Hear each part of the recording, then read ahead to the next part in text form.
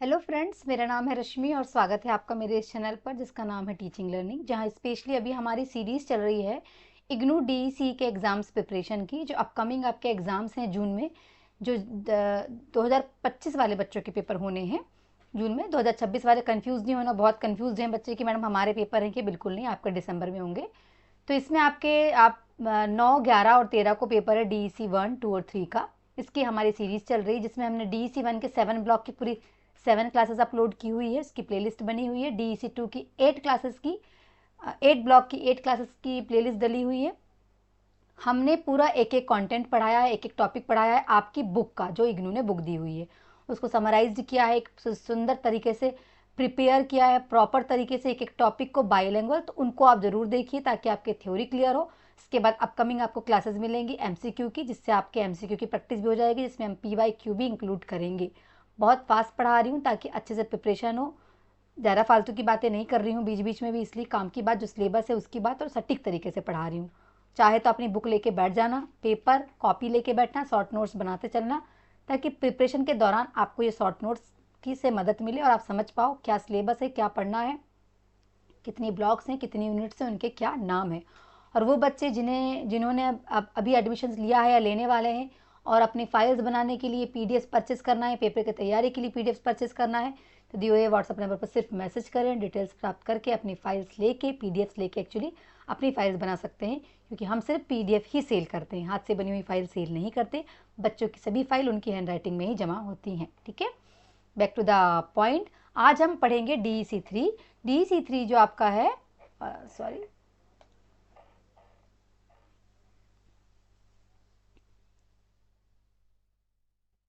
इसमें सबसे पहले हम देखेंगे हमारे पूरे सब्जेक्ट के नाम। ठीक है, सब्जेक्ट का नाम है आपका बच्चों के लिए सेवाएं एवं संचालन, जिसमें आपके 5 ब्लॉक है, मैंने बताया था आपको 5 क्लासेस देखने को मिलेंगी। Block number 1, theory and practice in early childhood and education, प्रारंभिक बालावस्था देखभाल में शिक्षा में सैद्धांतिक एवं व्यवहारिक पक्ष।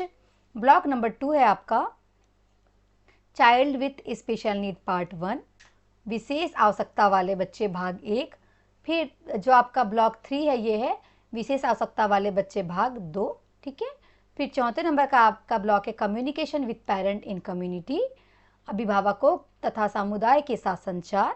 इसके बाद ब्लॉक नंबर 5 है आपका मैनेजिंग चिल्ड्रंस प्रोग्राम्स सम प्रोस्पेक्टिव्स, बच्चों के लिए कार्यक्रम का प्रबंधन, कुछ परिप्रेक्ष्य, जिसमें आज हमारी यूनिट नंबर 1 हम पढ़ेंगे, सॉरी ब्लॉक नंबर 1, जिसमें आपके इस पूरे डीसी 3 में लगभग कुछ यूनिट्स है जिनको 5 भाग में डिवाइड किया गया है, तो इसको हम 1 बाय 1 देखते हैं। आज हम देखेंगे ब्लॉक नंबर 1। आपके ब्लॉक नंबर 1 का जो पहला यूनिट है उसका नाम है ये scope of the early childhood care and education, जिसको हम बोलते हैं ईसीसी, जो हमारे कोर्स है। ठीक है, तो ये कोर्स में जो ईसीसी के अंतर्गत क्या चीज़ें आती हैं, ईसीसी क्या होता है, ईसीसी के सिद्धांत क्या क्या हैं, किस किस ने क्या सिद्धांत दिया, ईसीसी का के क्या कार्य क्षेत्र हैं, ये सब हम इसमें देखेंगे। ठीक है, तो ईसीसी के कार्य क्षेत्र समग्र विकास किसका, जन्म से लेकर 6 वर्ष तक के बच्चों का। तो जन्म से पहले भी हम कह सकते हैं, क्योंकि जब महिला गर्भवती होती है तब से ईसीसी का कार्य शुरू हो जाता है। ठीक है, तो यहाँ पे कह रहा है पहला विकासात्मक लक्षण, जन्म से लेकर 3 वर्ष तक वृद्धि एवं विकास देखते हैं, यही चीज़ें इंग्लिश में लिखी हुई है। Birth to 3 years, growth and stimulation, 3 से 6 वर्ष तक की प्रारंभिक शिक्षा और पूर्व स्कूल की शिक्षा, ये सब देखते हैं हम इसमें। इसके बाद हम देखते हैं समग्र विकास के आयाम, जिसमें शारीरिक विकास, सूक्ष्म, स्थूल, समग्र कौशल, बुद्धि, बौद्धिक विकास देखेंगे, जिसमें संज्ञानात्मक विकास, और हम देखेंगे समस्या समाधान, सामाजिक भावनात्मक विकास देखेंगे, परस्पर क्रिया, सहयोग, भाषा का विकास, ये सब ईसीसी में आते हैं। और बच्चों में ये इंप्रूवमेंट हम देखना होता है, ये कार्य क्षेत्र हैं किसके, ईसीसी के। ठीक है, जिसमें बच्चे बोलना, सुनना, पूर्व साक्षरता सीखते हैं। ठीक है, शैक्षणिक दृष्टिकोण इसके क्या क्या है, जिसमें बच्चे खेल आधारित शिक्षा होती है, इसमें अन्वेषण और खोज, जिसमें बच्चे एक्सप्लोरेशन और डिस्कवरी करते हैं, इसमें हैंड्स ऑन एक्सपीरियंस लर्निंग होती है, अनुभव तुरंत करते हैं बच्चे और लर्न करते हैं, कहानी सुनाना और संकल्पनाशील खेल, ये सारी चीज़ें इंक्लूड हैं। फिर हितग्राही और भागीदारी कौन कौन है, घर, माता पिता महत्वपूर्ण भूमिका रोल प्ले करते हैं, आंगनवाड़ी, प्री प्राइमरी स्कूल्स और प्राथमिक शिक्षा केंद्र और पालन जो पालन घर होते हैं ना, जहाँ पे झूला घर जिन्हें बोलते हैं, जहाँ छोटे बच्चे पढ़ते हैं या रहते हैं, उनको बोलते हैं सामुदायिक भागीदारी। ठीक है, ये सारे स्कोप है, ये क्षेत्र हैं किसके, ईसीसी के। देखभाल, स्वास्थ्य, पोषण, एकीकरण, ये सब चीज़ें ईसीसी में आती, जिसमें स्वास्थ्य की जांच, टीकाकरण, संतुलित पोषण, दैनिक भोजन, सुरक्षित और स्वस्थ वातावरण, दैनिक सुरक्षा और कल्याण, ये सारी चीज़ें आती हैं। लक्ष्य दीर्घकालिक और लघुकालिक भी लक्ष्य होते हैं, जैसे कि औपचारिक स्कूल के लिए तैयारी करना, बच्चे स्कूल जाने वाले हैं पर उसके पहले उन्हें बेसिक, जैसे FLN बोलते हैं, फंडामेंटल लिटरेसी एंड न्यूमरेसी, ये ईसीसी में ही आता है। इसमें बच्चों को बेसिक पढ़ना और लिखना सिखाया जाता है। ठीक है, आजीवन सीखने की नींव, आत्मविश्वास और आत्मसम्मान का निर्माण किया जाता है इसी उम्र में, और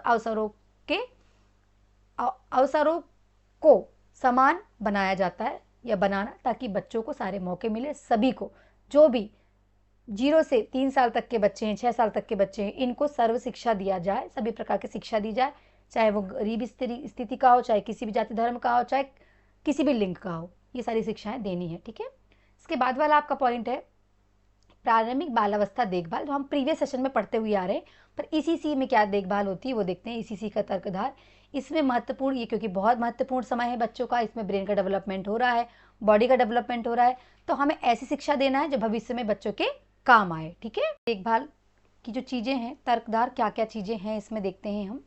सबसे पहले आपको सभी को पता है कि ये जो एज होती है सबसे महत्वपूर्ण समय होता है, इसमें सबसे तीव्र गति में ब्रेन का विकास होता है, बॉडी का विकास होता है। हमें भविष्य की नींव इसी एज में रखनी होती है, इसलिए स्पेशली गवर्नमेंट ईसीसी के लिए अलग से कार्य कर रहा है। सामाजिक भावनात्मक विकास इसी एज में होता है, और समानता, समावेश, सीखने में अंतर को कम करना, ये सब हम इसी एज में कर सकते हैं। बच्चों को कहते हैं ना कि जो मेन बेस होता है, नींव है ये बच्चे की, ये क्यों बना हुआ है पेड़, इसीलिए बना हुआ है कि जो नींव है ना बच्चे की, इसी एज में डाली जाती है ना, इसलिए बहुत इंपॉर्टेंट है। What ECC should do, ECC को क्या करना चाहिए, ईसीसी को खेल खेल आधारित शिक्षा आधारित करना चाहिए, बनाना चाहिए, होती भी हैं ऐसी। सामाजिक कौशल, साझा करना, सहानुभूति, ये सब चीज़ों पे फोकस करना चाहिए कि बच्चा ये सब सारी चीज़ें सीखे। भाषा और साक्षरता, कहानी सुनाना, पढ़ाना, बेसिक नीड यही कि बच्चों को हम कहानी सुनाएं ताकि वो बोलना सीखें, सुनना सीखें, और वो भी पढ़ना सीखें। ठीक है, जो टीचर है उसका कार्य है ये। फिर उसका कार्य ये भी है कि शारीरिक विकास हो बच्चों को, इंडोर गेम, आउटडोर गेम सब बच्चों को सिखाया जाए। देखिए पेंटिंग है ना, रचनात्मक अभिव्यक्ति, कला, संगीत, ये सब सिखाया जाए, और न्यूट्रिशियस चीज़ें भी दी जाए ताकि उनके शरीर का विकास, ब्रेन का डेवलपमेंट, ये सारी चीज़ें प्रॉपरली हो। ठीक है, अब विदेश में भी कुछ ईसीसी की योजनाएं चल रही हैं, आपकी बुक में मेंशन है, तो मैंने यहाँ थोड़ा सा डाला हुआ है, उसको देखेंगे आप ध्यान से। हम बहुत डिटेल में नहीं पढ़ेंगे, बस शॉर्टली पढ़ेंगे, बहुत डिटेल में हो सकता है इसके बारे में प्रश्न आए, बट शॉर्टकट में आपको पता होना चाहिए। जैसे कि यूएसए में एक चल रही है योजना, ठीक है, इसको नाम दिया हुआ है आपको हेड स्टार्ट। ठीक है, यूएसए में चल रही है, इसमें व्यापक बच्चों के लिए और परिवार के लिए सेवाएं चलाई जाती हैं। फिर यहाँ पे एक और है मोंटेसरी, इटली में शुरू है वैश्विक स्तर पर, यहाँ पे बाल केंद्रित, छात्र केंद्रित जो शिक्षा है वो तैयार करते हैं, उनका वातावरण तैयार किया जाता है। फिर है रेजियो एमिलिया, इटली में है ये योजना, इसमें परियोजना आधारित शिक्षा और अभिव्यंजन कलाएं सीखी जाती है, objective based learning, expensive arts वगैरह सिखाई जाती है, एक्सप्रेसिव आर्ट्स सिखाई जाती है, स्पेशली हम प्री प्राइमरी की बात कर रहे हैं। ठीक है, फिर है नॉर्डिक मॉडल, स्वीडन और फिनलैंड में है, यहाँ पे बाहरी शिक्षा और खेल पर स्पेशली ध्यान दिया जाता है प्री प्राइमरी में। ठीक है, फिर यूके में है early year foundation stage, IEYFS UK में है, इसमें खेल और योजनाबद्ध संचालित गतिविधियों पर ध्यान दिया जाता है ईसीसी के समय। ठीक है, इसके बाद हम देखते हैं यहाँ पे यूनिट नंबर 2 है आपकी, ये कहता है प्रारंभिक बालावस्था शिक्षा में कुछ सैद्धांतिक अभिविन्यास। ठीक है, एजुकेशनल थ्योरीज हैं कुछ, क्या क्या है वो देखते हैं। तो यहाँ आप अलग अलग पायोनियर्स, जितने अलग अलग लोग हैं, कौन क्या क्या बोलता है वो देखेंगे। यहाँ लिखा हुआ है कि प्रारंभिक बाल शिक्षा को आकार देने के लिए अलग अलग सिद्धांत दिए गए, और इस पे पायोनियर लोगों ने अलग अलग काम किए। तो कुछ अलग अलग लोगों के हम यहाँ नाम देखेंगे, जिनको हम चाइल्ड साइकोलॉजिस्ट भी बोल सकते हैं, या फिर साइंटिस्ट भी बोल सकते हैं, या फिर कार्यकर्ता भी बोल सकते हैं, या फिर कुछ साधारण लोग भी हैं जिन्होंने प्री प्राथमिक शिक्षा पे कार्य किया है। तो इनको भी हम शॉर्टली देखेंगे कि इन्होंने क्या क्या कार्य किया है। जैसे कि ये जॉन ऑमन क्रोमिनियस, इन्होंने 1592 से 1670 में कार्य किया।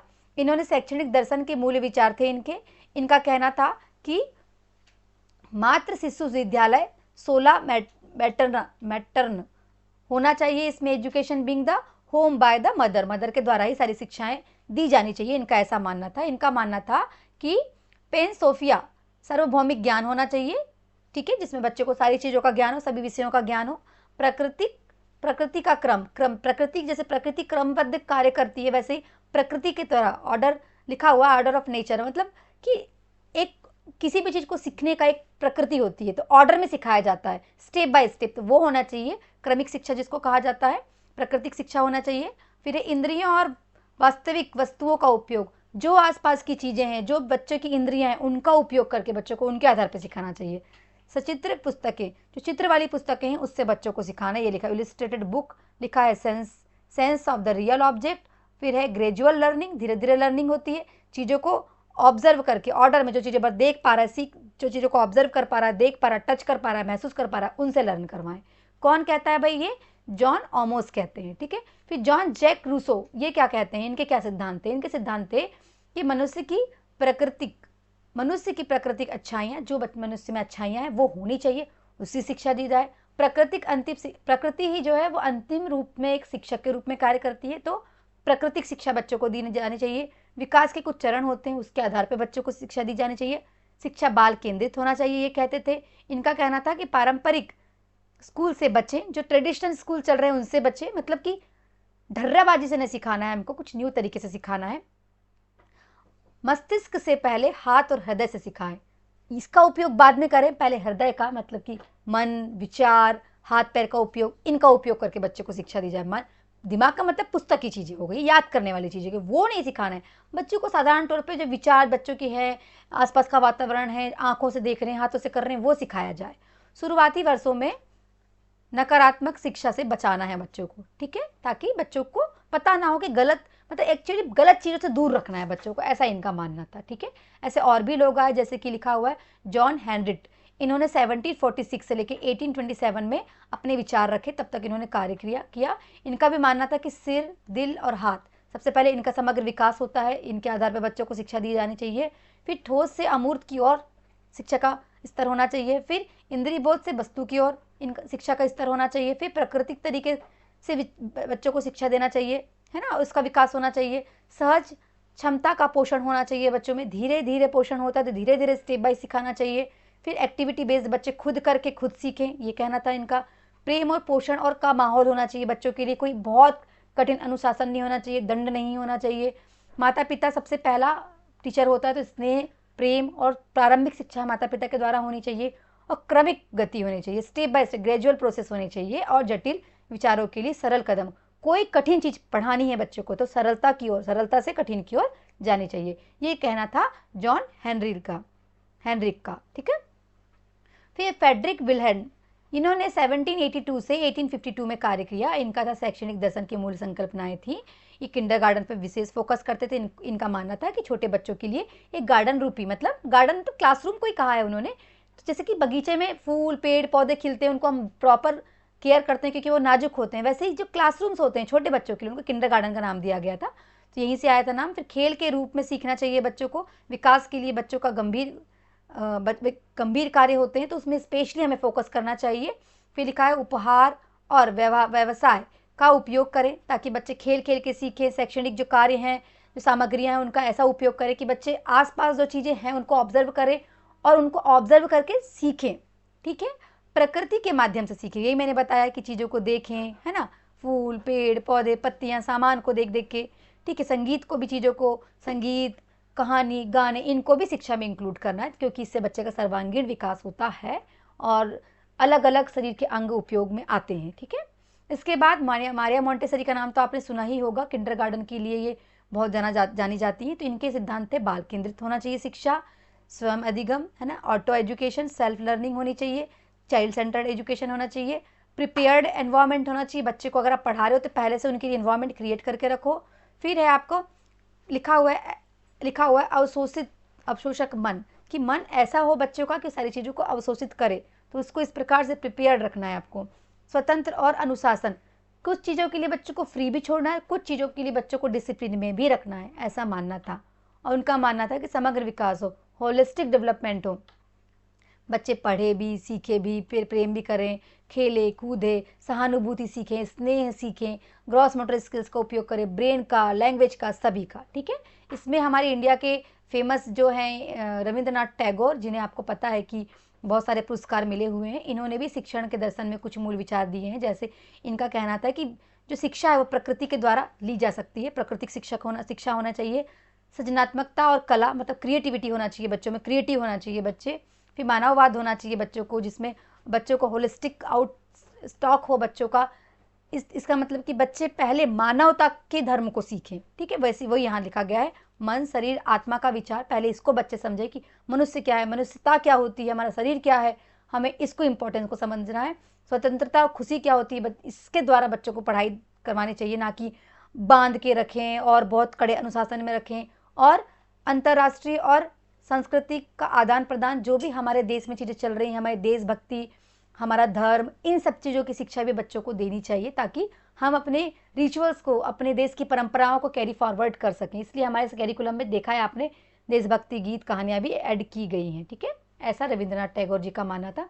इस पर और भी लोगों ने कार्य किए, जैसे मोहनदास करमचंद गांधी, जिसे हम महात्मा गांधी जी भी बोलते हैं। इन्होंने 1869 से 1948 देश की आज़ादी तक कार्य किए। इनका मानना था कि बुनियादी शिक्षा दी जानी चाहिए, और इनका था कि हृदय, हाथ, सिर का विकास होता है, इसलिए उस आधार पर शिक्षा दी जानी चाहिए। जैसे वैवाहिक कौशल, जिसमें व्यावसायिक शिक्षा दी जानी चाहिए, निःशुल्क शिक्षा होनी चाहिए, मातृभाषा में शिक्षा होनी चाहिए, प्रारंभिक शिक्षा, आत्मनिर्भरता पर आधारित शिक्षा होनी चाहिए, सत्य और अहिंसा तो आपको पता ही इनका मूलभूत मंत्र था। फिर ताराबाई का नाम नहीं सुना है तो ध्यान से सुन लीजिए। इन्होंने 1892 से 1973 में कार्य किया। गाँव में जो आज बाल वाटिका, जिन्हें हम बालवाड़ी कहते हैं, इन्हीं ने शुरुआत की थी। बाल केंद्रित शिक्षा, बालवाड़ी, खेल आधारित शिक्षा, बाल साहित्य का विकास इन्होंने किया था, और शिक्षकों का प्रशिक्षण पे भी इन्होंने कार्य किया, जिसमें प्री प्राथमिक शिक्षा पे इन्होंने स्पेशली काम किया है। फिर ये अनुता बाग, जिन्होंने 1910 से 1988 में काम किया, इन्होंने स्पेशली काम किया ट्राइब्स के लिए, आदिवासी शिक्षा के लिए, ग्रामीण और सामाजिक विकास के लिए। तानाबाई मोदक के काम का विस्तार, बॉडी, बहुत सारा काम किया उन्होंने। स्पेशली आप इसको डिटेल में चाहो तो पढ़ सकते हो, बट मैंने शॉर्ट में पढ़ाया हुआ है ताकि आपको पता हो किस किसने किस फील्ड में कार्य किया है ना। और बॉडी में प्रयोग किया, मतलब गाँव में जो जंगल होते थे, जंगल वाले एरिया होते थे, वहाँ पे शिक्षा नहीं पहुँच पाती थी, तो वहाँ तक इन्होंने शिक्षा को ले गए और बताया कि इनको भी शिक्षित करना जरूरी है, उनके लिए अलग से इन्होंने काम किया, ठीक है। इसके बाद ये बताया गया कि गवर्नमेंट ऑर्गेनाइजेशन जो संगठन हैं, उनका ईसीसी में क्या कार्य, बच्चों के लिए कार्यरत प्रमुख संगठन क्या क्या हैं, संस्थाएं क्या क्या हैं जो कार्य कर रही हैं ईसीसी में, ठीक है। तो पहला है, यहाँ पे परिचय दे देते हैं हम। परिचय, विभिन्न निकाय बाल कल्याण, अधिकार, देखभाल और शिक्षा के लिए रूपरेखा स्थापित करना, ये गवर्नमेंट का काम है जो ईसीसी के लिए कार्य करती है, ठीक है। और इनका काम है राष्ट्रीय शैक्षणिक अनुसंधान और प्रशिक्षण परिसर का तैयार करना, जहाँ फोकस कार्य होता है पाठ्यचर्या, पाठ्यपुस्तक, शैक्षणिक अनुसंधान और शिक्षक को प्रशिक्षण देना। इसके बाद इनका काम है राष्ट्रीय बाल बोर्ड, जहाँ पे इनका काम होता है बाल कल्याण नीतियाँ बनाना, योजना बनाना, कार्यक्रम की सीमाएं समीक्षा प्रदर्शित करना, और इसके लिए सहकारिता निकाय करना है ना, लोगों को अपॉइंट करना। फिर इनका कार्य बाल विकास संगठन करना, इसमें ICDS हमने पढ़े हैं, integrated child development research training, और इसमें बच्चों को समावेशी शिक्षा दी जाती है, जहाँ पोषण, आहार, शिक्षा सब एक साथ दी जाती है, जिसमें बाल वाटिका, आंगनवाड़ी, ये सारी चीज़ें आती हैं, और प्री प्राइमरी स्कूल्स आते हैं। इसके बाद केंद्रीय समाज कल्याण बोर्ड है, जिसका काम है गैर सरकारी संगठनों को बाल और महिला कल्याण, क्रेच और पोषण के लिए सहायता अनुदान देना, ताकि अलग से गवर्नमेंट के अलावा भी लोग इनके लिए कार्य कर सकें ईसीसी में, ठीक है। NGOs भी हैं, कुछ स्वयंसेवी संस्थाएं हैं जो इसमें कार्य कर रही हैं, जो हमारे देश में चल रही हैं, ठीक है। देश में चलने वाली स्वयंसेवी संस्थाएं हैं जो अलग अलग कार्य कर रही हैं, जैसे कि देश के अंदर, भारत देश के अंदर भीतरी काम कर रहे हैं, अलग अलग समुदाय हैं जिनके अलग अलग कार्य केंद्रित हैं, उस पर स्पेशली काम कर रहे हैं। इसमें हम स्पेशली काम देखेंगे ईसीसी के अंतर्गत, जिसमें बाल, पोषण और शिक्षा का कार्य देखेंगे, ठीक है। बट ये सारे कार्य और भी क्षेत्रों में होते हैं, बट हम स्पेशली देखेंगे शिक्षा, स्वास्थ्य और मेडिसिन, ठीक है। इसके बाद राज्यों में भी नई योजनाएं, राज्य स्तर पे भी NGOs काम करते हैं, स्वयंसेवी संस्थाएं काम करती हैं, जो स्पेशली अलग अलग राज्य में चलती हैं, जिनका ध्यान केंद्रित होता है राज्य स्तर पे, जिसमें वो बच्चों की स्थानीय समस्याओं और समाधान के लिए कार्य करते हैं, स्पेशली शिक्षण, जांच, हेल्थ, पोषण, इसके लिए कार्य करते हैं। राष्ट्रीय अंतर्राष्ट्रीय सहयोगी संस्थाएं भी हैं जो अलग अलग देशों में भी काम करती हैं, अलग अलग देशों के लिए काम करती हैं, एजुकेशन पे, हेल्थ पे और न्यूट्रिशन के लिए भी कार्य करती हैं। और संयुक्त राष्ट्र मतलब सब राष्ट्र मिलके भी एक संगठन बनाते हैं जो मिलके सभी देशों के लिए अलग अलग कार्य करते हैं। किसके क्षेत्र में? स्वास्थ्य सेवा और शिक्षा के क्षेत्र में, ठीक है। फिर इसके बाद आपका यहाँ पे ख़त्म होता है आपका DC3 का आपका ब्लॉक नंबर 2, जहाँ पे हमने बहुत विस्तार से देखा कि ECC किन किन क्षेत्रों पे काम करता है, ECC में किस किस के क्या सिद्धांत हैं। ये शॉर्ट नोट्स बना लेना ताकि क्वेश्चन सॉल्व करने में आपको सहूलियत हो, आप समझ पाओ किस क्षेत्र में किसने काम किया, किसकी क्या रूपरेखा है, किसके क्या उद्देश्य, किसने किस किस थीम पे स्पेशली फोकस किया हुआ है। कमेंट जरूर करना वीडियो देखने के बाद कैसा लगा। आपके कमेंट में पढ़ती हूँ, रिप्लाई जरूर देती हूँ। लाइक शेयर सब्सक्राइब करना, जुड़े रहना मेरे साथ ताकि आप और हम मिल के बदलते हुए हमारे देश के शिक्षा जगत में अपने देश का विकास में योगदान दे सकें और देश का विकास कर सकें। Thank you so much.